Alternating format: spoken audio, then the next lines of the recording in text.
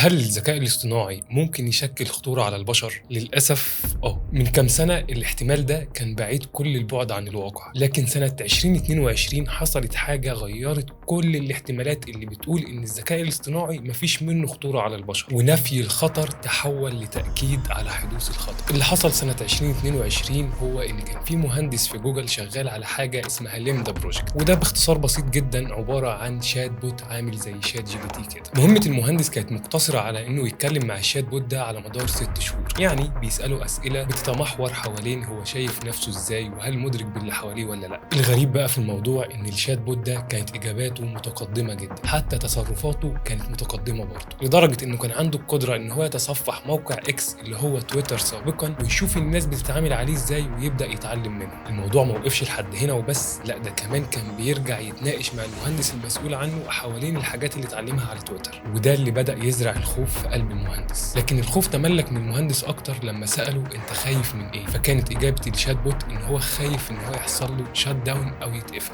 وكون ان مجموعة من الاكواد يكون عندها مشاعر وتخاف دي في حد ذاتها كارثة. طيب هنفترض ان الكارثة حصلت بالفعل، ازاي نواجه الكارثة او المشكلة دي؟ بكل بساطة باننا نجهز جيش للمستقبل. الجيش ده يكون عنده القدرة ان هو يحارب بالذكاء الاصطناعي، وده مش هيتم غير بحاجة واحدة بس، وهي تعليم البرمجة. وتعليم البرمجة مش حاجة صعبة ولا ليها سن معين، يعني على سبيل المثال احنا في اي سكول بنعلم الاطفال برمجة من سن 6 سنين لحد 18 سنة، وده اكبر دليل ان الموضوع مش صعب خالص، بالعكس الموضوع ممتع وبسيط لاننا بنعلمهم عن طريق الالعاب اللي هم بيحبوها. فالموضوع بالنسبة لهم بيكون مجرد تحدي مش اكتر ولا اقل، والتحدي ده هو اللي هيخليهم قادرين ان هم يمنعوا او يسيطروا على كوارث كتيرة ممكن تحصل بسبب الذكاء الاصطناعي.